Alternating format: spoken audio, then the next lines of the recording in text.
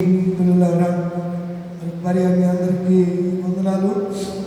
జలుబు చేసింది, కొంచెం బ్రీతింగ్ ప్రాబ్లం, డ్రెస్ కొంచెం ఇబ్బందిగా ఉంది, అందుకోలేకపోతున్నాను. మీరు చాలా సహకారంగా ఉంటారు అని చాలాసార్లు ఒక తండ్రి స్థానంలో ఆశపడతారు, కానీ అనుకున్నది రీచ్ అవ్వలేకపోతున్నారు.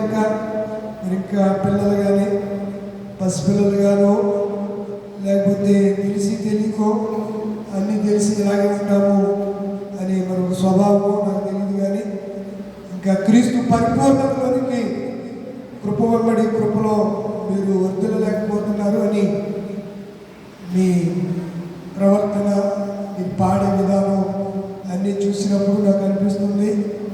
ఏదైనా రాబోయే దినాల్లో ప్రభు కొరకు మీరు చక్కగా గేయకారుల వలె, ఆరాధకుల వలె ఆత్మానందము చేత మీరు కేకలు వేయాలని, ప్రభు సన్నిధిలో ఉల్లసించి సంతోషంగాను చేయాలని ప్రత్యేకంగా నేను మీకు ప్రభు పేరిట వినయ మనసుకున్నాయి నేను మీకు తెలియజేస్తున్నాను. మంచిది ప్రియులారా, సమయం లేదు, భక్తిగతిన దేవుని వాక్యాన్ని మనం విందాం. పరిశుద్ధ గ్రంథం బైబిల్లో పోయిన ఆదివారం పాఠాలకి కంటిన్యూ తప్పదు. పోయిన ఆదివారం చివరి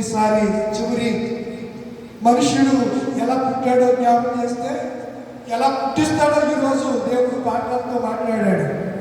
ఎలా వ్యాఖ్యానం చేస్తే ఎవరు తగ్గుతూ ఉంటారు, తప్పదు. మరి బైబిల్ అలాంటిది, అది రెండంచులు గల వాడి అయినా కక్కు అంత మాత్రం కాదు, కీడాత్మలను విభజించు మటుకు దురుచు అంతరంగములను పరిశోధన, అంతరంగం కీడాత్మలు మూలుగులను విభజించు మటుకు తూర్పుని వెళ్ళే శక్తి కలిగింది దేవుని వాక్యం. అందుకే దాన్ని సజీవమైనటువంటి వాక్యము అని బైబిల్లో సంబోధించింది.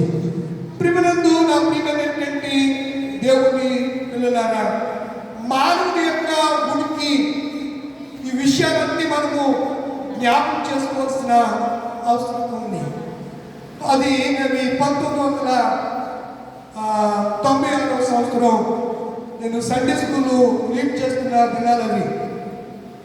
చర్చిలో వేపల వేరు దొంగలు ఎత్తుకుపోతే మా ఊరి పక్కనే కొందేపాడు అనే ఒక ఊరు ఉంది. ఏ ఊరు? కొందేపాడు. ఏ పాడు? మాది సాగపాడు, అది కొందేపాడు. అని కేసు పాడు ఎక్కువ, పెంటపాడు, ఆకుతీపాడు, ఇలా పాడులు ఎక్కువ ఊర్లు కలిగినటువంటి పేర్లు కలిగినటువంటి ఊర్లు పేర్లు కలిగినటువంటి ఉన్నాయి. కొందేపాడు అనే ఉంది. అక్కడ అమ్మ సోది చెప్తాను. ఏం చెప్తుంది? సోది చెప్తాను. ఈ బుద్ధి లేని సంఘటనలు అందరూ దాని దగ్గరికి వెళ్తే ఈ 5 సంఘటనల చేతిలో పసరేసిందట. రియల్ జరిగిన సంగతి. చేతులు ఏమేసింది? చెప్పరేటలా పసరేసిందట. పసరేసి ఏ మంత్రాలు చెప్పించినప్పటికీ ఎవడెత్తిపోయాడో వాడికి ఇంకా పసరలో కనపడతాడు, అరిచేతులు కనపడతాడు చూడండి అంటే, వీళ్ళు ఎవడో అనుకుంటున్నాడో వాడే కనపడ్డాడు. యాక్చువల్గా వాడు కాడు. ఈలోపు సంఘంలో ఒక యవన సోదరిని దురాత్మ పట్టి పీడింపు పడుతూ సోది చెప్తుంది. ఆమె కూడా సోది చెప్తుంది. సోది చెప్తూ ఈ వ్యాపార గారిని చాలా మంచి వ్యాపారుగా ఆ దినాల్లో హౌసా కంపెనీ 100. మేము మా చర్చి మీద మైక్ వేస్తే ఆ పక్కనే అర్థవారం దాటి పడేది. గణపవరం బార్డర్లో అర్థవారం ఇటు ఇంచుమించుగా పాలమూరు, ఉప్పులూరు, ఇటు ఎండగట్టి, కోరుకొల్లు, ఇటు ఇంచుమించుగా పాలూరు, కొమ్మల వరకు నిలబడి నలుగురులో చాలా అప్పుడే కొత్తగా వచ్చినాయి ఈ తోక కొట్టాలు, బాకాలు షార్ట్గా కాకుండా తోక కొట్టాలు అప్పుడే వచ్చే చాలా బాగా వినబడింది. ఆ వ్యాపార పేరు కోసం సగమంతా తజ్జి మర్చి పడిపోతుంది. ఎవరు చెప్పేశాడంటే ఆ అమ్మాయి సోచడం ప్రారంభించాను. నాకు సండే స్కూల్ నాకంత ఆత్మీయ అనుభవం లేదు. పరిశుద్ధాత్మ పరిపూర్ణ అభిషేకంలో నేను నింపబడలేదు. అలాంటి పరిస్థితుల్లో ఆమె సోచంతో వేపరవేరు పలానా కర్రకోడు అనే ఒక కోడు ఉంది, అక్కడ ఒక పెద్ద గడ్డిమెట్టు ఉంది, ఆ గడ్డిమెట్టులో దొంగలకు వెళ్ళి అక్కడ దాచారు అని చెప్తే ఈ పిల్లవాడిని ఆదివారం ఆరాధన యొక్క వద్దంత సగమంత వెళ్ళిపోయారు. ఆ పిల్ల కడుపుసుకుని నడిచి వెళ్ళిపోతుంది. ఎక్కడికి? ఆ ప్లేస్లోకి అందరు తీసుకెళ్ళిపోయారు. గట్టుల్లో బురదలో మొత్తానికి అందరూ వెళ్ళాను. నేను వెళ్ళాను. సంగతి ఏంటంటే నేను వెళ్ళాను, నాకు తెలియదు. వెళ్తే గడ్డిపెట్టి ఎక్కడ ఉందో మొత్తం తిరగేసి ఏంటంటే మన వాళ్ళు ఊరుకుంటారు కదా, మొత్తం గడ్డిపెట్టి అంతా తిరగేసేసారు. ఈలోపు ఆ గడ్డిపెట్టి యజమాని వచ్చాడు. ఏంటి నా గడ్డిపెట్టి తిరగవలసిన పని ఏంటని ఆ పెద్ద గొడవ చేస్తే ఇదండి ఇలా చెప్పింది, అందుకని చూసాం మళ్ళీ మేము వెయిట్ చేసేస్తాం బాబా అని చెప్పి మళ్ళీ అందరూ పొగడి జాగ్రత్తగా ఏమైతే చేశారు, గడ్డి పెట్టి చేసేసారు. కొన్నిసార్లు జ్ఞానం కూడా ఏం తింటారు, గడ్డి తింటారు. గర్విష్ఠుల్ని గడ్డి తినిపించిన దేవుడు ఎవరు? మా దేవుడు. అలా అని చెప్తే అది దొరకలేదు. అలా కొన్ని వారాలు కొనసాగింది. దొంగదొంగలని వీడు ఎవడో చెప్తే ఆడేమో సగంలో ఫీల్ చేసి ఆ రోజుల్లో 10,000 తప్పు చేసేసారు. ఆడికి 8,000. మా ఊర్లో పంచాయతీ పెడితే తప్పు చేసిన వాడు కాలు మీద బొట్టు వేసి తిరగలు చేసాడు. తిరగలు తెలియదా? తిరగలికి ఒక హోల్ ఉంటుంది, దానికి ఒక ఆడు కట్టి దాన్ని మెడ వేసేవారు. అర్థమవుతుందా మీకు? తిరగలకి హోల్ ఉంటుంది, తాడు కట్టి దాన్ని తప్పు చేసిన వ్యక్తిని కసిటి సాగుని అంటే పంచాయతీ తీర్మానం చేసి ఒక కమ్యూనిటీ హాల్ పాకప్పుడు ఇప్పుడంటే దాన్ని కమ్యూనిటీ హాల్ కట్టారు. అక్కడ నిలబెట్టి ఆ మెడ వేసి నువ్వే చేసుకుంటాడు. బాబోయ్ నాకు తెలీదు, దేవుడి సాక్షిగా బైబిల్ సాక్షిగా వినకోకుండా లేకపోతే ఒకటైపోయి ఆయన ఏం చేశారు, 10,000 తప్పైతే ఆడది కట్టలేక ఊరుదులు పెట్టి వెళ్ళిపోయి తర్వాత మనం ఎప్పటికైనా ఉండకూడదు కదా, రావాలి కదా, ఊళ్ళోకి వచ్చాడు. ఆ తర్వాత ఆ తప్పు కట్టి సగంలో చేర్చాడు. ఇంతకీ దొంగవాడు కాడు. ఎవడెత్తుకుపోయాడు ఎవడికి తెలీదు. ఈ సోచపు మాటలో ఇవి ఒక నిరపరాధి అని అనాలి, ఒక నిర్దోషి, ఒక దొంగని కానివాడిని దొంగగా ఆ దినాన్న చిత్రీకరించి వాటిని అప్పులు పాలు చేసేసారండి. ఏం చేసేసారు? అప్పులు పాలు చేసేసారు. ఇలాంటి విషయాలు మనకు తెలుసుకోవాలంటే శోధ ద్వారానో సగిన ద్వారానో మనం తెలుసుకోలేము. దేవుని వాక్యము ద్వారానే అవి మనము తెలుసుకోగలం. అపొస్తలుల కార్యగ్రంథము 16వ అధ్యాయములో యేసు ప్రభువారి యొక్క ప్రియ సేవకులైనటువంటి సర్వెంట్ అయినటువంటి పౌలు గారు, శీల, తిమోతిలో 16వ అధ్యాయం మనం చూస్తే అక్కడ లూది అనే ఒక స్త్రీ కనపడుతుంది. వారికి ఆమె దేవుని వాక్యముని రక్షించబడింది. నెంబర్ 1. నెంబర్ 2, పుత్తూరు అనే దయ్యం పట్టిన చిన్నదాన్ని పౌలు గారు ఏం చేశాడు చెప్పండి బాబా, కొత్త మాటలో ఎల్లగొట్టాడు. దెయ్యం ఏమైపోయింది? ఆమెలో నుంచి వెళ్ళిపోయింది. నెంబర్ 3, ఈ దెయ్యం వెళ్ళిపోతే వీళ్ళందరూ ఒకటైపోయి పౌలు శీలను ఎక్కడేసాడు? శిరసాలలో వేసిస్తాడు. వేసిస్తే పౌలు శీలను మధ్యరాత్రి పాటలు పాడుతూ ఉంటే శిరసాల పునాదులు ఏమైపోయాయి? బ్రద్దలైపోయి అందరి పథకాలు ఊడిపోయాయి. పౌలు శీలను తప్పించబడి సువార్తను ప్రకటిస్తున్నారు. అలాంటి పరిస్థితుల్లో ఆసియాలో దేవుని వాక్యము చెప్పకూడదని పౌలుతో పరిశుద్ధాత్ముడు మాట్లాడిన దర్శనాన్ని చూపిస్తే మీరు చూడండి, వారు మాసిదోనియా ఆసియా ఖండాన్ని విడిచిపెట్టి మాసిదోనియా అనే యూరప్ ఖండానికి వెళ్ళిపోయారు. ఏ ఖండానికి వెళ్ళారు? యూరప్ ఖండానికి వారు వెళ్ళారు. యూరప్ ఖండంలోకి వెళ్ళి మాసిదోనియా అనే ప్రాంతంలో వారు సువార్తను జరిగించారు. తరువాత అక్కడ కూడా ఈ మాసిదోనియా పట్టణస్థులు గొడవలు చేస్తే అక్కడి నుంచి వారు తెస్సలోనికాకు వెళ్ళారు. తెస్సలోనికాల గొడవ మీరు చదివితే 2 అధ్యాయాలు చాలా అద్భుతంగా ఉంటాయి. తెస్సలోనికా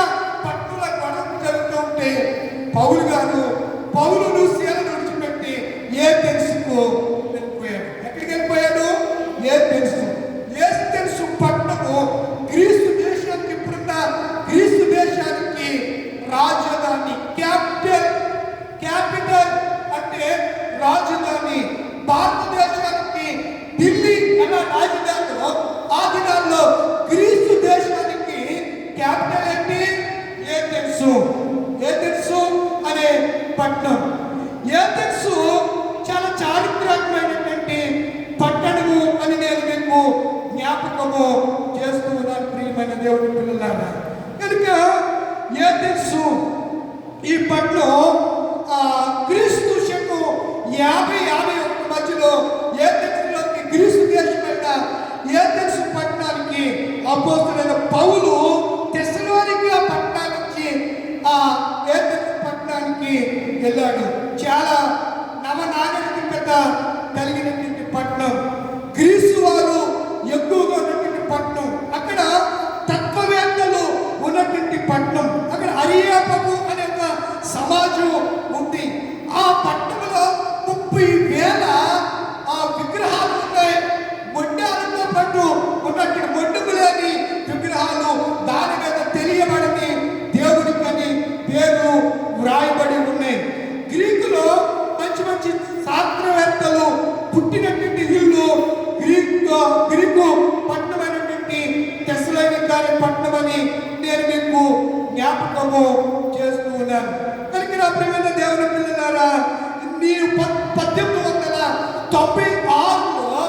మొదటి ఒలింపిక్స్ గేమ్స్ పిల్లలు సబ్జెక్ట్ వినండి, వినకపోతే బయటకు వెళ్ళి రోడ్డు అంటే తిరిగి రండి, డిస్టర్బెన్స్గా ఉండకండి. పెద్దలు పిల్లలు చాలా జాగ్రత్తగా ఉండాలండి, వాటిలో చాలా జాగ్రత్తగా ఉండాలి. ఏం తెలుసు ఒలింపిక్స్ గేమ్ తెలుసా? ఒలింపిక్స్ గేమ్ తెలుసా? మొత్తం మీద ఆటలాడతారు కదా, పరుగు పందు. ఇప్పుడంటే అప్పుడు క్రికెట్ లేదు, అప్పుడు ఫుట్బాల్, కబడ్డీ, రన్నింగ్, అలాగే కుస్తీ పోటీలు ఎక్కువ జరుగుతూ ఉంటాయి. మేరీకామ్ తెలుసా మీకు? మేరీకామ్ వెయిట్ లిఫ్టర్ కాదు, కుస్తీ పోటీలు, బాక్సర్. మేరీకామ్ నాగాలాండ్ రాష్ట్రానికి చెందిన మేరీకామ్ ప్రపంచ విఖ్యాత జగ్జాత 3 సార్లు ఒలింపిక్స్ గేమ్స్ లో బంగారు స్వర్ణ పథకాలు భారతదేశానికి గర్వకారణంగా అందించినటువంటి వనిత ఆమె మేరీకామ్. అలాంటి ఒలింపిక్స్ క్రీడలు ప్రారంభ పట్టణము ఏథెన్సు పట్టణం. అలాంటి పట్టణంలో పౌలు సువార్త చేస్తూ ఇప్పుడు గ్రీసు దేశమైనటువంటి ఏథెన్సు, గ్రీసు రాజధాని ఏంటి, ముఖ్యమంత్రి ఏంటి? ఏథెన్సు పట్టణము 95% అక్కడ క్రైస్తవులు ఉన్నారు, ఓన్లీ 5% మాత్రమే ముస్లింలు ఉన్నారు. 95 మంది, 100కి 95 మంది క్రైస్తవులు. ఒకప్పుడు అది ఎలాంటి పట్టణం చెప్పండి? విగ్రహాలతో నిండిపోయిన పట్టణం. ఆ పట్టణాన్ని చూసి పౌలు ఏమంటాడంట? పరితాపం, చదవలేదు అది, పరితాపము పట్టలేకపోయాడు. ఏం చూసి? విగ్రహం. ఎక్కడ? ఏథెన్సు పట్టణంలో. ఏథెన్సు పట్టణం ఎక్కడుంది? గ్రీసు దేశం. ఇప్పటికి కూడా గ్రీసు దేశం ఉంది, చాలా డెవలప్మెంట్ కంట్రీ. సివిలైజేషన్ అభివృద్ధి చెందిన ఆ దేశాల్లో టాప్ 10లో ఉన్నటువంటి దేశం అది. టాప్ 10లో 10 దేశాలని మనము అభివృద్ధి చెందిన బాగా డెవలప్మెంట్ కంట్రీస్ తీసుకుంటే అందులో 10వ దేశం గ్రీసు దేశం అని నేను మీకు జ్ఞాపకం చేస్తున్నాను. అక్కడ అశ్వరోషు ఎదీనా అనే దేవతల్ని బాగా ఆరాధించేవారు. అది పర్యాటక కేంద్రంగా ప్రజలింది. ఈ ఏథెన్సు గ్రీకు రాజధాని చెప్పారు కదా, ఇది దాదాపు 3,400 చరిత్ర కలిగింది.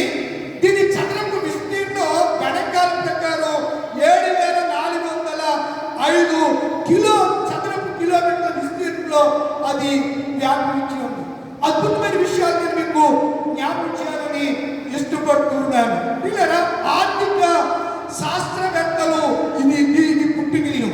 ఇంకా ఎవరెవరు దాంట్లో అక్కడి నుంచి వచ్చారో నేను మీకు కొన్ని విషయాలు నేను మీకు జ్ఞాపకం చేయాలని ఇష్టపడుతూ ఉన్నాను. అక్కడ కళలకు అది పుట్టినిల్లు. అలాగే ప్లూటో, అరిస్టాటిల్, సోక్రటీస్ ఇలా ప్రసిద్ధిగాంచినటువంటి గ్రీకు జ్ఞానులు పుట్టినటువంటి ఇల్లు ఏథెన్సు అని నేను మీకు జ్ఞాపకము చేస్తున్నాను. ప్రియులారా, శాస్త్రవేత్తలు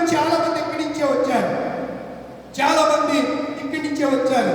శాస్త్రవేత్తలు, గణిత శాస్త్రవేత్త, మరి ఇంజనీరింగ్ ఉద్యోగంలో శాస్త్రజ్ఞుడైనటువంటి అర్థమెటిక్స్ అనే ఆయన ఈ ఏథెన్స్ పట్టినవాడు. ఆలోచించేయండి.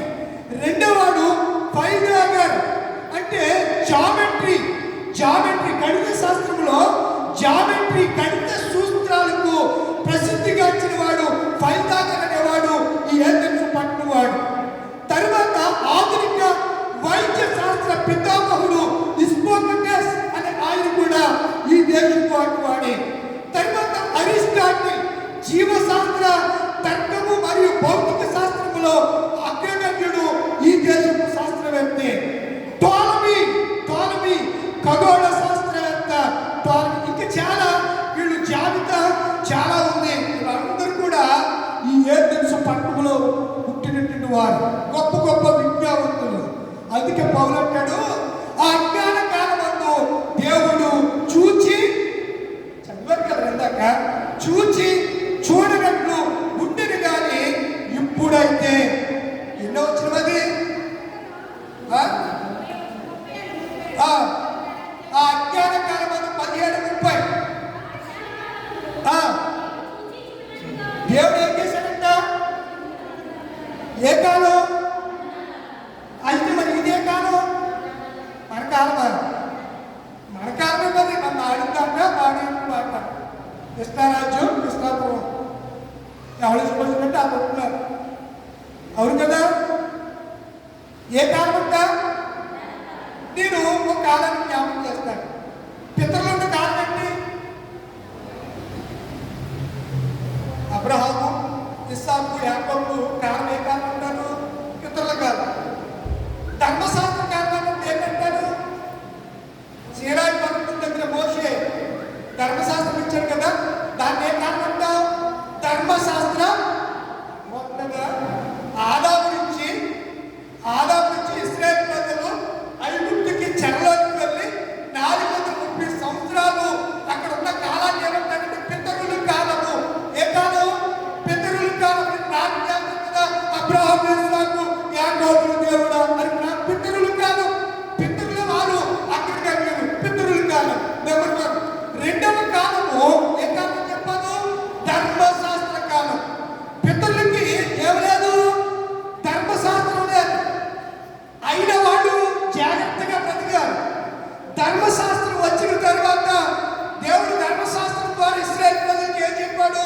మీ దేవులను నేను తప్ప ఇంకొకరి దేవుడు ఉండడానికి వీళ్ళేది. నేనే మిమ్మల్ని సృష్టించిన సృష్టికర్త, మీ తల్లి గర్భంలో రూపించిన వాడును నేనే అని వారికి చెప్పి ధర్మశాస్త్రం ఇచ్చాడు. దాన్ని ఏ కాలం అంటావు? ధర్మశాస్త్ర కాలం అన్నాం. తరువాత ప్రవక్తల కాలం. ఏ కాలము? ప్రవక్తల కాలం. ప్రవక్తలు అంటే ఎవరు చెప్పండి? ఇర్మియా, అంటే ముందుకెళ్తే యెషయా, ఇర్మియా, ఎస్కేలు, దానియేలు, జకర్య, హగ్గయి, హబక్కు, మీకా, మలాకి, వీళ్ళందరినీ ఏమంటాము? ప్రవక్తులు అంటాము. తర్వాత కాలం ఏ కాలం? ప్రవక్తల కాలం. ఇప్పుడు ఏ కాలంలో ఉన్నావు? ఇప్పుడు ఏ కాలంలో? జ్ఞాన కాలంలో ఉన్నావు. దేవుడు యేసు ప్రభు శరీరధారిగా ఈ లోకానికి వచ్చిన కాలమే జ్ఞానకాలం. ఏ కాలం? జ్ఞానకాలం. ఇప్పుడు మాకు ఏమి తెలియదండి అంటే అది అజ్ఞాన కాలం. అజ్ఞాన కాలంలో దేవుడు ఎలా ఉన్నాడంట? చూశాడు కానీ చూడనట్టుగా ఉన్నాడు. ఇప్పుడు అందరూ మీకు చార్లెస్ డార్విన్ తెలుసా? మోజేసా? ఎవరు? Charles Darwin. ఏం చెప్పాడమ్మా చదువుకున్న పిల్లలు? చార్లెస్ డార్విన్ ఏం చెప్పాడు? బైబిల్ ఎవరు ఉన్నారు? హలో కొడకండి చెప్పు. బైబిసీరా? నా కొడుకు మొన్న అడిగాడు.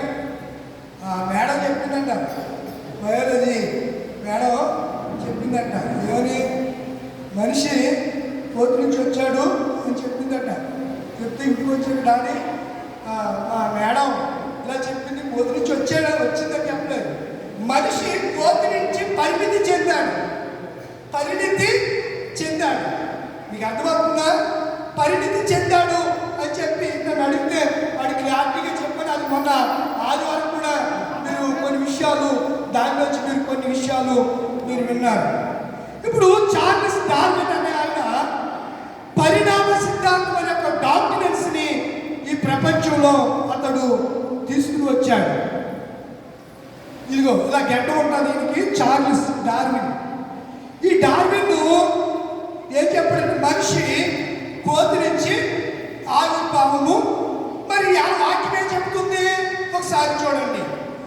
ఇర్మియాకు తల్లి గర్భములో నేను నిన్ను చెప్పరండిలా, కోతి గర్భములో నువ్వు ఉండగానే నేను నిన్ను ఎరిగాను అని అనాలి. వాక్యం చెప్తే ఏమంటున్నాడు దేవుడు? అన్నాడా?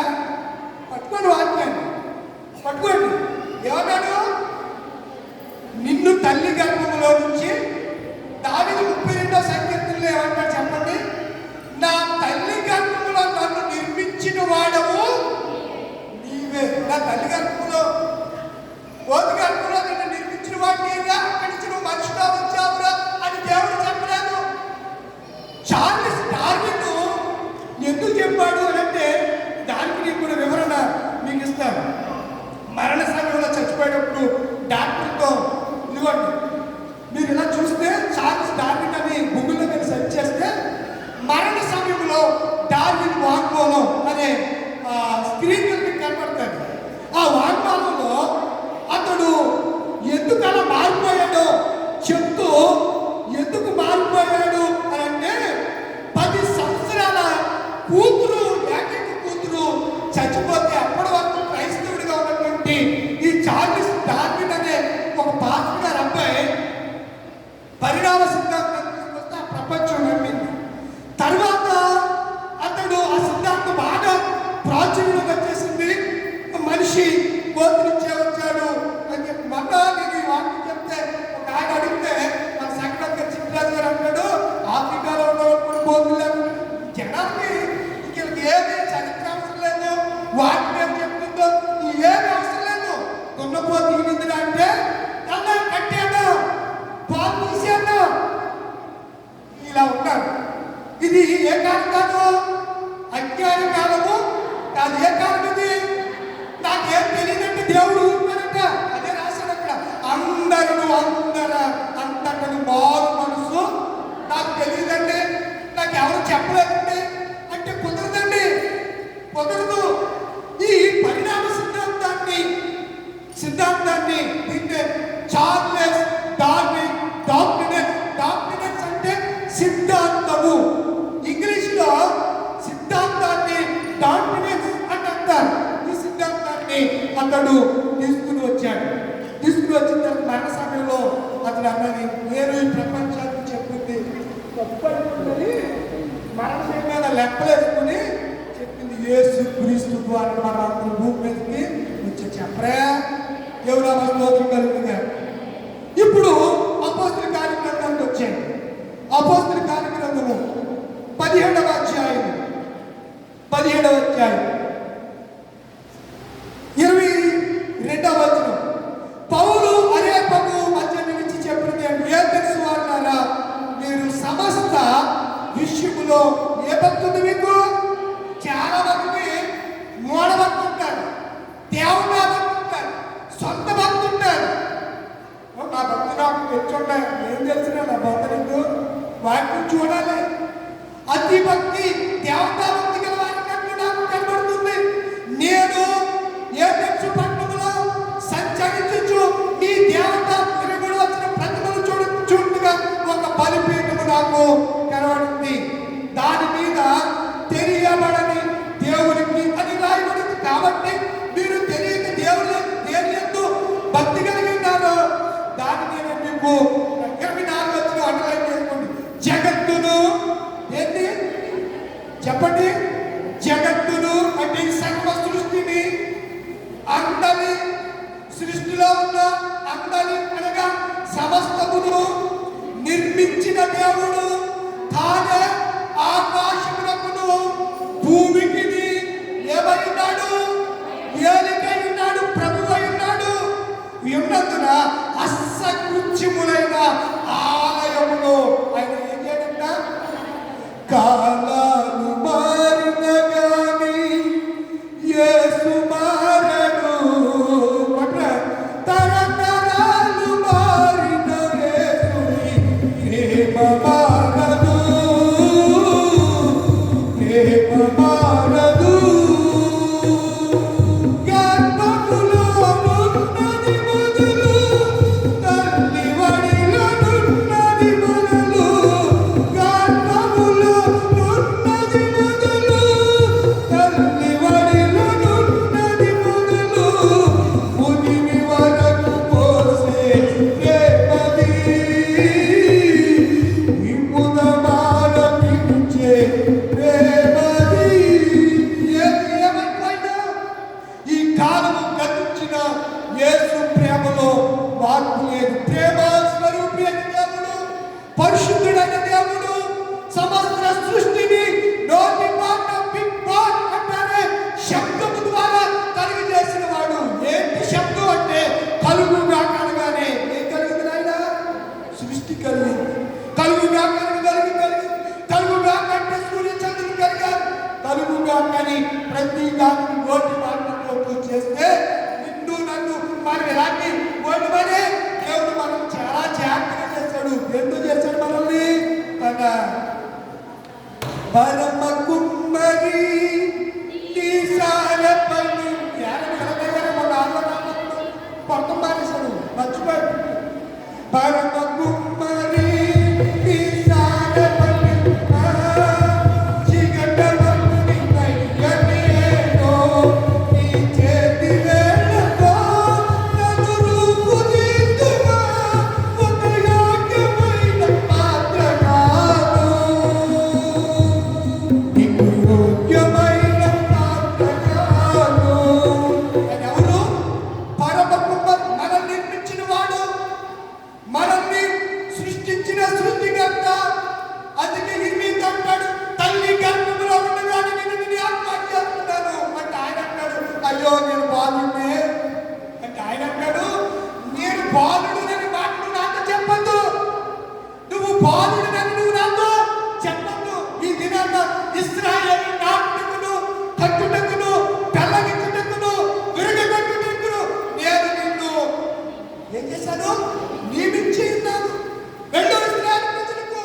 అప్పటికి ఇర్మియా వయసు 13 సంవత్సరాలు. అతని ఊరు అనాతోతు అనే ఒక ఊరు. అతడు ఇష్షియా అనే రాజు కాలంలో అతడు ఉంటున్నాడు.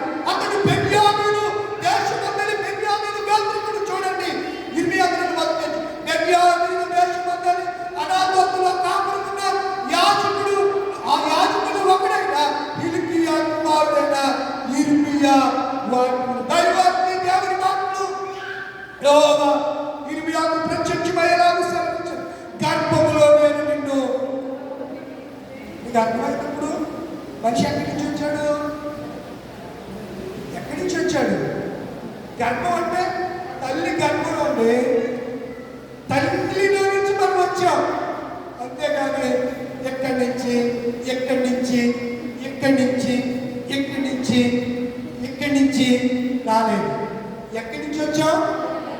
ఏం చెప్పట్లేదు, బయట చెప్తుంది. వినుటకు చెవులు గలవాడు వినుడిగా దేవుని స్తోత్రం కలుగును. ఆమేన్, హల్లెలూయా. తల్లి గర్భంలో ఉండగానే నిన్ను నేను ప్రతిష్ఠించి తిని జనముల ప్రవక్తగా నేను నియమించాను అని చెప్పి అన్నాడు. అయ్యో పిల్లలు నాకు భయమే భయపడి ఏమంటారు చూడండి. ఆ దేవుడు వారికి భయపడకము, నిన్ను విడిపించుటకు నేను ఎలా ఉన్నాను? నీకు ఏమై ఉన్నాను? తోడై ఉన్నాను. ఇమ్మానుయేలు.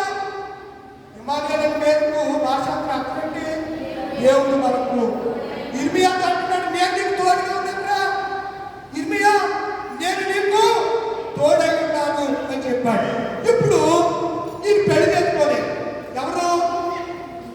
ఎవరు? ఇర్మియా గారు. అని మీరు ఎలా చెప్తున్నారు అని మీరు అడుగుతారు. మీరు అడగట్లే. మీరు అబ్బో మీరు మాట్లాడారు కాదు. నమస్కారం, నేనే చెప్తున్నాను. ఇర్మియా గ్రంథం, ఇర్మియా గ్రంథం 16 వచ్చాయి. పెళ్లి చేసుకున్నాడో లేదో చెప్తున్నాను. బాలుడిగా పిలిచాడు. 16 మరి యెహోవా నాకు ప్రత్యక్షమే ఎలాగ సెలవించాడు, ఈ స్థలమందు నీకు కుమారులైనను పుట్టకుండానట్లు ఏం చేసుకోకూడదు. ఇప్పుడు పౌలు దగ్గర వద్దాం. పౌలు పెళ్లి చేసుకున్నాడా? రేపు చెప్పట్ల బాబు, చేసుకోలేదు. ఈయన పెళ్లి చేసుకోలేదు, ఆయన పెళ్లి చేసుకోలేదు. ఎవరు? పౌలు గారు పెళ్లి చేసుకోకుండానే సువార్త ప్రకటించారు. ఇర్మియా గారితో దేవుడే చెప్పాడు, ఏమని? వివాహం చేసుకోవడానికి వీలు లేదు, కుమారులైనను పుట్టకుండానట్లు. అసలు పెళ్లి చేసుకుంటే ఎవరు పుడతారు? పిల్లలు పుడతారు. పిల్లలు పుట్టకపోతే దాన్ని ఏమంటారంటే దాన్ని పెట్టుబడి అంటారు. మీకు తెలీదు, ఏమంటారు చెప్పలేదు, తెలీదు మీకు. పిల్లలు పుట్టినప్పుడే పిల్లలు పుట్టి కన్నా అని ఎంత చదువుకుంటా తెలుసా? అలాగే చూసింది. ఎవరు? హాగరు. ఎవరిని? శారాను. హాగరు గర్భవతి తర్వాత శారాన్ని గొప్పొద్దునాలే. అందుకే నీ మొగుడు అబ్రాము నన్ను చేసుకుని నా ద్వారా ఎవరు కన్నాడు? కుమారుడు కన్నాడు అని చెప్పి చులకరైపోయింది. ఎవరికి? ఇంకో బైబిల్ ఇంకో ఉదాహరణ చెప్తా. హన్న పెళ్లి నాకు ఏమైపోయింది? చులకరైపోయింది. శారా అంటే ఆగండి, వసే ఆగరా, నా ఉసురు నీకు అన్నా, నా ఉసురు నీకు తగులుని కాకండి. ఎవరు? శారా. ఎవరిని? ఆగండి. ఎందుకంటే నిందింటుందండి, నువ్వు గొడ్డుకొద్దాంటే నీకు పిల్లలు లేదని. శారా అంటే రాణిని ఆగరేం చెప్తుంది? అన్న దైవభక్తి కలిగినటువంటి స్త్రీ. ఆమెను పెళ్లింట ఎలకాని భార్య పెళ్లింట ఏం చేస్తుంది? నీకంటే ఇంకా పిల్లలు పుడతారనుకుంటున్నావా? వెళ్తున్నావు కదా, అదివా సంవత్సరానికి ప్రతి సంవత్సరం వెళ్ళిపోతావు శిలోకి. ఓ భక్తురాలిది ప్రతి కొడుకోని చెప్పడానికుంటే అలాగే ఉంటాయి. ఇప్పుడు తగ్గిపోయారండి. ఇది వరకు పల్లెటూరులో తోటిపోట్లు దెబ్బలాడుకుని అన్నదమ్ములు గొడవలు చేసుకోరు. ఇక్కడ పనులు పనికి వెళ్ళిపోయాక ఇద్దరికి తినేసి పని పనులు దెబ్బలాడుకుని వచ్చాక భర్తలకు ఎక్కించేస్తే ఈడు వాడు అన్నయ్య తమ్ముడు చుట్టూ అనుకునేవారు, కొట్టుకునేవారు. అంతా తెలుగు ఈడంటే నీ పన్నెండు కట్టాలి నా కట్టాలి. ఇలా గొడవలు ఒకప్పుడు. అయితే మనం ఆలోచన చేయవలసింది ఏమిటి అనగా, ఇర్మియా అన్నాడు నువ్వు పెళ్లి చేసుకోవడానికి వీల్లేదు. పౌలు గారు కూడా అందుకే కొరింథీయులకు రాసిన పత్రిక నా వలె అనుకుంటా మీకు అయినను జాగ్రత్తలు జరుగుతుంది కనుక ప్రతి వారికి ఎవరు ఉండాలి? సొంత భార్య ఉండాలి అని చెప్పి పౌలు గారు చెప్పడం మనం చూస్తూ ఉంటాం. కనుక పౌలు గారు అమ్మారు, ఇర్మియా కూడా అమ్మారు. పెళ్లి చేసుకోలేదు. కానీ ఎన్నో విషయాలు స్త్రీల గురించి వారు ప్రస్తావించారు. ఎలా తెలిసిందంటే పరిశుద్ధాత్మ దేవుడు వారికి బోధించాడనే సంగతిని జ్ఞాపకం చేస్తున్నారు. టాలెంట్ ఎవరు సొత్తు కాదండి. యేసు ప్రభువు ఈరోజు చెప్పిన పాఠాల్లో ఇదిగో నేను నీకు 5 తలాంతులు ఇస్తున్నాను, 5 వరాలు ఇస్తున్నాను. కృపావరాలు ఎవరికి సొంతం కాదండి. కృపావరాలు సంఘ క్షేమాభివృద్ధి కొరకు నీవు పొందిన వరమును నువ్వేం చేయాలి? ఇంప్రూవ్ చేసుకోవాలి, డెవలప్ చేసుకోవాలి. ఆ సోమరులాగా వెళ్ళిపోయి భూమి తీసేసి కప్పెట్టేది నీకు ఏమంటాడు ఆయన? సోమరివైన మన చూడాలి, ఏదో మాట్లాడుకుంటారులే. సోమరివైన చెడ్డదాసుడా ఏమన్నాడు? ప్రారంభకు నీకు గోల్డ్ మెడల్ వేసేసి కళ్ళు గంటే సన్మానం చేస్తానన్నాడా? వీళ్ళు తీసుకెళ్ళి చీకట్లో పడేట అక్కడ ఏముంటాయి? ఏడుపును చెప్పడాగా మత్తయి సువార్త 25వ అధ్యాయము 30 వచనం అదే కదా ఉంది. ఇప్పుడు ఇర్మియా ఇచ్చినటువంటి తలాంతులు అతను వాడుతున్నాడు. పౌలు గారు ఒకప్పుడు ఆయనకి ఏం తెలీదు, యేసుక్రీస్తు తెలియదు. అదే కారణం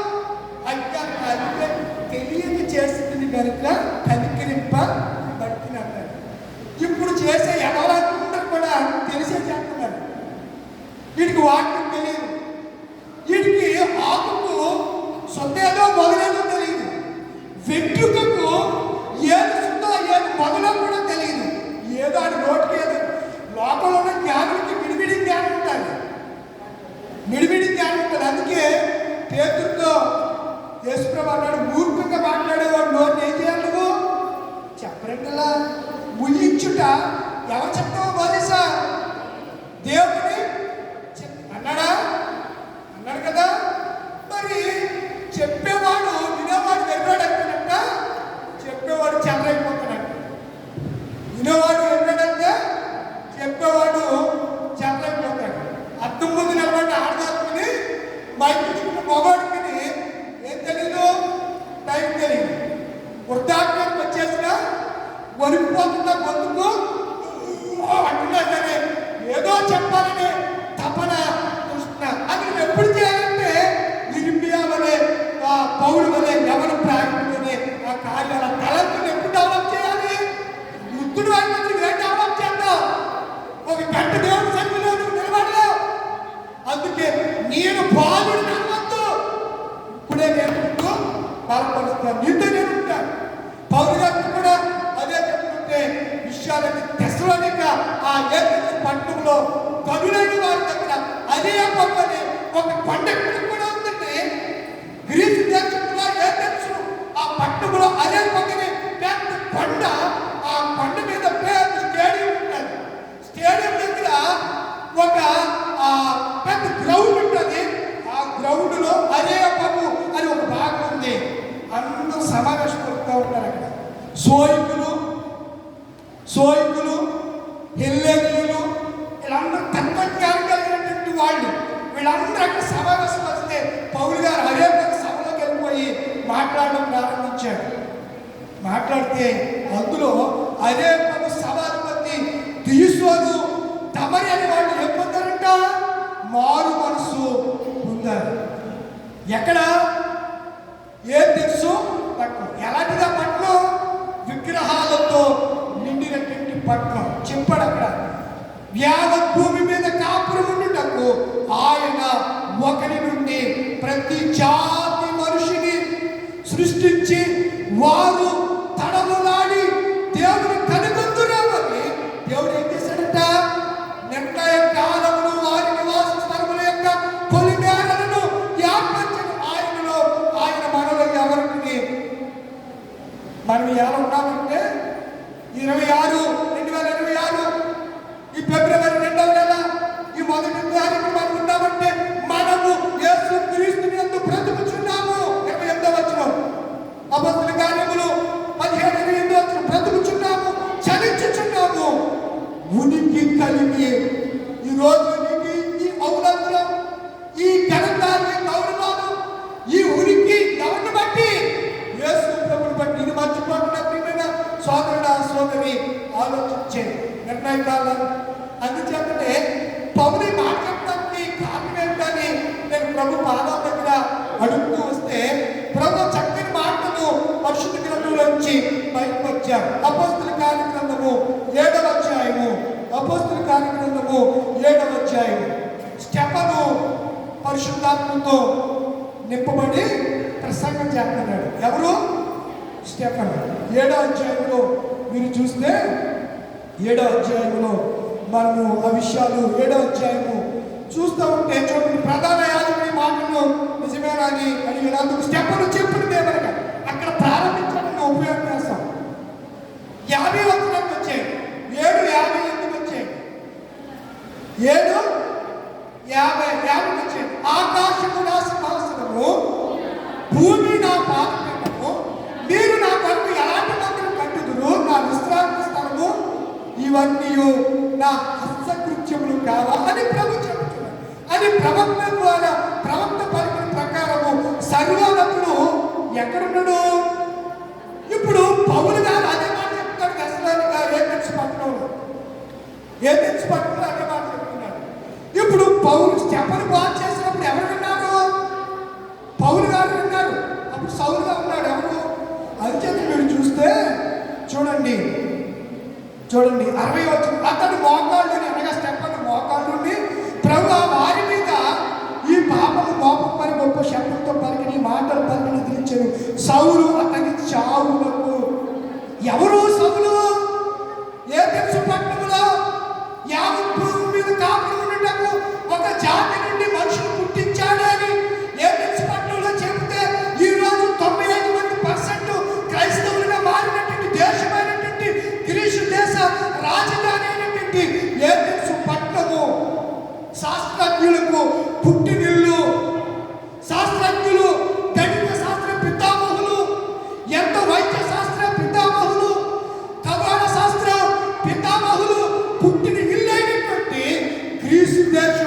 ఈరోజు 95 మంది, ఎవరు చెప్పండి, 100కి 95 మంది క్రైస్తవులు. ఈ బైబిల్ కనుగొన్నది ఎవడు చెప్పరంటలా క్రైస్తవుడు అండి. ఈ అచ్చు యంత్రాన్ని కనుగొన్నది ఎవడు క్రైస్తవుడు. ఫ్లైట్ కనిపెట్టింది ఎవడు, సైకిల్, రైలు, ప్రపంచంలో గుడ్డి సూది మొదలుకొని ఈ రేఖలో విశాలమైనటువంటి మహా ఆకాశంలోనికి వెళుతున్నటువంటి రేఖ లాంఛన వరకు కనిపెట్టింది ఎవడు. మీ అబ్బ కనిపెట్టాడా, మీ బాబు కనిపెట్టాడు, ఎవడు కనిపెట్టాడండి? నీకు ఇష్టం లేకపోతే క్రైస్తవుడు కనిపెట్టిన ఈ సెల్ ఫోన్ వాడటం మానే. ఎవడు ఆడమంటున్నాడు నిన్ను? మానే. ఇది లేకపోతే నీకు ఒక్క క్షణం యుగలా కడుతుంది, చచ్చిపోతావు. ఈ ఫోన్ పిచ్చోళ్ళు చాలా మంది ఈ ఫోన్లో ఫ్రీ ఫైర్ గేమ్ ఆడి ఏమైపోతున్నారు, చచ్చిపోతున్నారు. ఏ గేమ్ ఆడి? ఫ్రీ ఫైర్ గేమ్ ఆడి చచ్చిపోతున్నారు పిల్లలు. మరి ఎవడో ఆడమంటున్నాడు? మానే. మోటార్ సైకిల్ ఎందుకు, నడిచెళ్ళు. కారు ఎందుకు, నడిచెళ్ళు. కారు కనిపెట్టింది క్రైస్తవుడు కదా, మానే. కారు లేకపోతే మానే. మోటార్ సైకిల్ మీద అంటే మానే. నడుచుకుంటే సైకిల్ కనిపెట్టింది కూడా క్రైస్తవుడే, పాస్టర్ గారు కనిపెట్టాడు, మానే. ఆకలి కుర్చీలో కూర్చుని కుర్చీ కనిపెట్టింది కూడా క్రైస్తవుడే. అర్థమవుతుందా మీకు? ఒకప్పుడు దేవుడు ఇచ్చినటువంటి తలాంతులు గంభీరంగా ధైర్యంగా పౌలు గారు ప్రకటించాడు. దేవుడు ఇచ్చిన తలాంతులు సోమరుడు ఎక్కడ కప్పెట్టేయలేదు, భూమిలో కప్పెట్టేది. కప్పెట్టేది ఏమంటాడు మిమ్మల్ని, నన్ను ఏమంటాడు చెప్పరేంటలా? ఇంకో మాట ఉంది అక్కడ, అది పూర్తి చేయాలి. సోమరివైన, ఎంత భయంకరమైన మాట. సోమరివైన ఈ కుర్చీలో ఒక్క తలాంతులో కూడా వరకు వెళ్ళవా? నువ్వు నమ్మకులాగా 5 సంవత్సరాలు నేను సంఘానికి నాయకుడిగా పెట్టాను, ఎప్పుడన్నా నా కోసం బ్రతికాను, నమ్మకంగా చేసావా? లేకపోతే దేవుడు అడుగుతాడండి. మీరు వడ్డీకి ఎందుకు చెప్తారండి? ముగింపులోకి వచ్చేసి వడ్డీకి డబ్బులు ఎందుకు చెప్తారు చెప్పండి.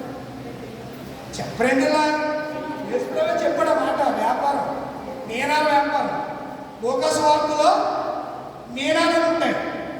ఆయన దూరదేశంతో ఒకడికి ఒక మేరా ఒకరికి అలా ఇచ్చాడని 19వ అధ్యాయం ఉంటుంది. ఎక్కడ?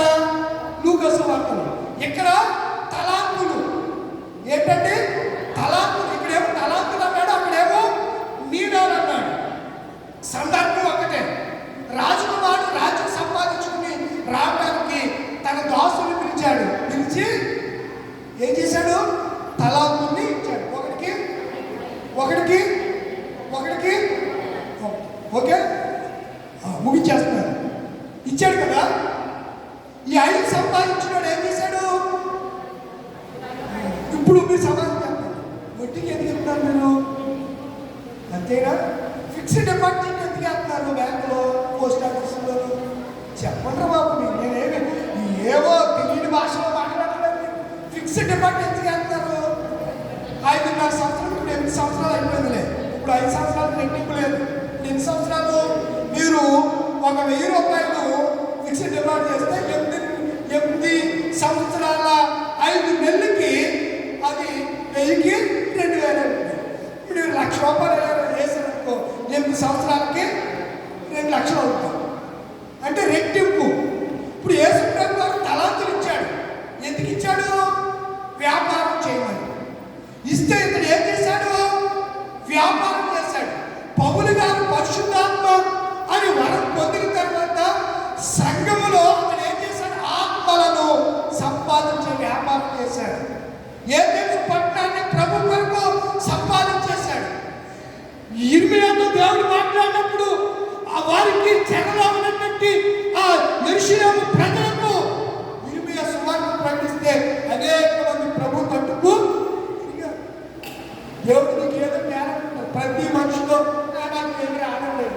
అది తప్పించుకుని తిరుగువాడు. శబ్దాలు రావాలి, రావడం మామూలు తప్పించి తిరుగువాడు ధన్యుడు ఏ విషయంలో తప్పించుకోగలగాలి? పాపము విషయంలో తప్పించుకోగలగాలి. యేసేపు పాపం చేయి అని అన్ని ఎత్తిపడి బాగా తప్పించుకుని ఇల్లాలని చెప్పి ఆ పై వస్త్రాన్ని ఆ చేతిలో చేసి పరిగెత్తుకు వెళ్ళిపోయాడు. ఎవరు? అటు విషయంలో తప్పించుకోవాలి. దేవుడిచ్చిన తలాంతి విషయంలో తప్పించబడ్డానికి వీళ్ళు ఏం చేయాలి? సంపాదించాలి. సంపాదించాలి. ఏం సంపాదించాలి? ఏం సంపాదించాలి? రే అది తలకాయ మరి ముందు రే గోడడా ఎరా రాత్రి కోరుకుంటూ కూర్చుంటాను. నీకు స్మార్ట్ ఫోన్ ఉందా లేదా? అన్నట్టండి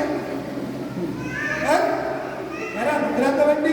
మానవ జాతికి మనసుని నీతి సృష్టి కర్తవు నీవే. శాప విమోచన పాపికి రక్షణ మోక్ష ప్రదాతవు నీవే. ప్రభూ ఓ యేసు క్రీస్తు నీయకైనాలో తదాస్తు. మానవ జాతికి మనుషుల నీతి సృష్టి కర్తవు నీవే. శాప విమోచన పాపికి రక్షణ మోక్ష ప్రదాతవు నీవే. మనను రక్షించడానికి మనకు అనారోగ్యంగా ఉంది అయినా దేవుడు వాడుతున్నాడు. పాత్రను ప్రభుత్వం వాడుతున్నాడు కనుక మనల్ని సృష్టించింది ఆయన. ఆయన మనకి ఏమిచ్చాడు? తల కులిపులో తల ఇచ్చాడు. మీకు చాలా చెప్తాను. రెట్టింపు వాళ్ళు ఏం చేస్తున్నారు? బ్యాంకులో డిపాజిట్స్ చేస్తున్నారు. దేవాలయానికి 12 రూపాయలు 100 రూపాయలు తీసుకున్నాం అనుకోండి, 1000 రూపాయలు తీసుకున్నాం. రోజుకి ఎంత కట్టాలి? రోజేసా వ్యాపారం బాగా చేయండి. రోజుకి 12 రూపాయలు ఇవ్వాలండి. 1000 రూపాయలకి రోజుకి 12 రూపాయలు. నువ్వు ఏ రోజు 12 రూపాయలు 1000 రూపాయలు తీసుకుంటే 12 రూపాయలు ముందు ఇచ్చేయాలి. నీకు 1000 రూపాయలు ఇచ్చినప్పుడే ఏం చెప్తాడు? 200 ఇచ్చేసుకుంటాడు, 12 రూపాయలు తీసేసుకుంటాడు. అంటే 212 రూపాయలు కట్ చేసుకుని నీకు మిగతా డబ్బులు ఇస్తాడు. రోజుకి నువ్వు ఆ 1000 రూపాయలు ఎంత కట్టాలి నువ్వు? మరి ఆడు బాగుపడతాడు, నీకు బాగుపడతాడు. చెప్పండి అసలు ఎవరు వడ్డీ? దీన్ని ఏమంటారు? చక్రవడ్డీ. అధిక వడ్డీ. అధిక వడ్డీకి అప్పులు తెచ్చుకోకండి. ఉన్న దాంట్లో సరిపెట్టుకోండి. చాలా మంది ఇంట్లేనమాట సర్కారు దగ్గర ఎవరినో చూసి నక్కను చూసి పులిని చూసి నక్కంట ఏం చేసుకుంది? వాక్ పెట్టుకుందంట. అలా ఎవరితో ఏదో ఉందని గొప్పలకు పోయి హెచ్చుకు పోయి ఏమవుతుంది? మీరు అప్పులు పాల్గొని సమస్యలు కొని తెచ్చుకుని మనశ్శాంతిని కోల్పోయి ఈ అప్పులు ఎలా తీర్చాలని రాత్రులు బియ్యులాగా రక్ష మీద దొరుకుతూ అటు ఇటు తిరగండి. నా మాట వినండి. నా ప్రియమైన దేవుడున్నారా? అధిక వడ్డీలకు ఎక్కడ అప్పులు? ప్రార్థన చేయండి. దేవుడు మంచి వడ్డీకే దేవుడు తీసుకోవడం తప్పు కదా. అవసరం కదా. మరి ఎలా తీరుతా? అవసరం కదా. తీరాలంటే ఏం చేయాలి? అలా దేవుడు ఇచ్చిన తలాంతులు కూడా మనం ఏం చేయాలి? లెక్క అప్పు చెప్పాలి. మనం 5కి 5 సంపాదించాలి. 2కి 2. వాళ్ళు ఏమన్నాడు? వాళ్ళిద్దరిని ఏమన్నాడు చెప్పండి? బలా నమ్మకమైన బలా నమ్మకమైన వండర్ఫుల్ మీనింగ్ కదండి.